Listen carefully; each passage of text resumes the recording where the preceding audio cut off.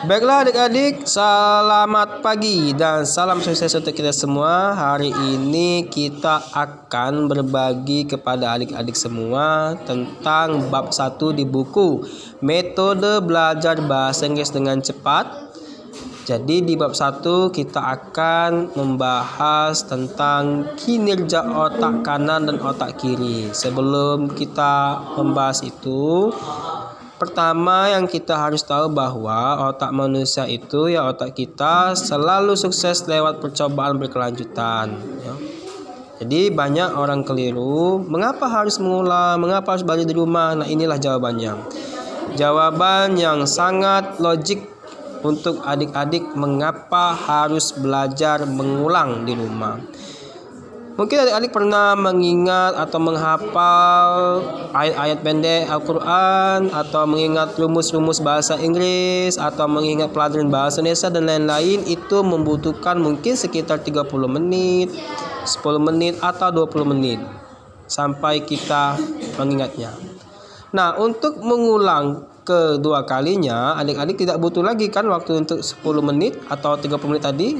Bahkan dengan hitungan 1 menit atau 2 menit, maka kita bisa mengulang ayat-ayat pendek tadi seperti Al-Fatihah, ayat kursi, rumus-rumus bahasa Inggris, present tense, simple past tense, dan dengan hitungan waktu 1 menit bahkan.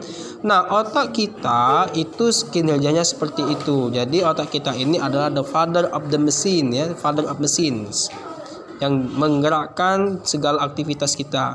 Jadi adik-adik jangan bosan-bosannya untuk mengulang kembali pelajaran yang di sekolahan, ya, yang kita pelajari.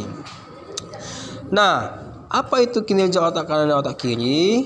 Nah, ini ya, kita kutip dari sumber http www.pusatbiologi.com.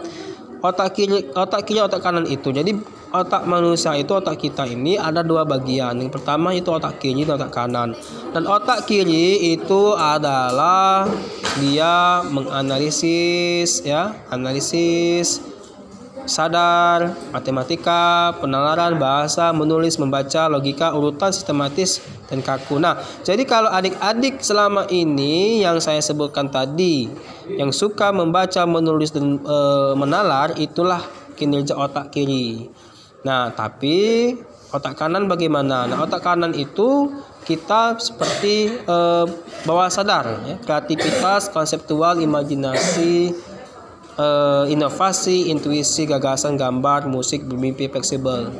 Nah, otak kanan dan otak kiri ini kita harus optimalkan, yes, agar belajar adik-adik di rumah itu efektif. Contoh misalnya, kalau adik-adik sudah mengingat tenses atau mengingat rumus matematika atau sudah membaca, menulis, nah harus kita aktifkan juga kinerja otak kanan.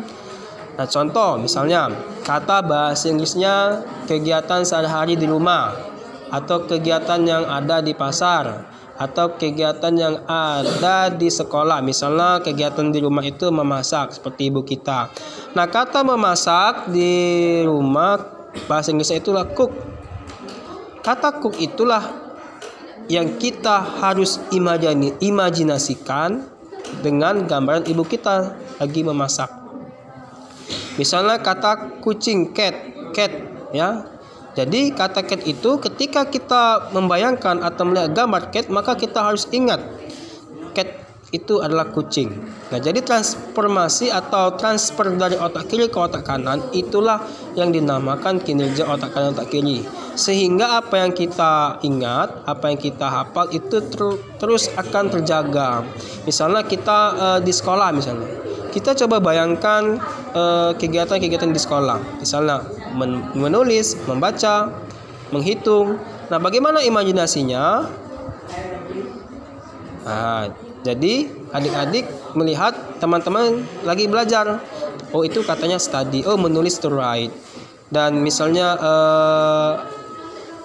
lagu musik misalnya tentang kucing, cat, ada lagunya cat, musik, ya. Nah, jadi inilah kinerja otak kanan otak kiri kita agar belajar kita secara efektif dan selalu mengingat dengan cepat, dengan optimal. Oke, sekian dan terima kasih. Tunggu video selanjutnya bagaimana kita bisa mengaplikasikan rumus matematika. Bagaimana kita mengaktifkan otak kiri kita, otak kanan kita dengan pelajaran lainnya. Sekian dan terima kasih.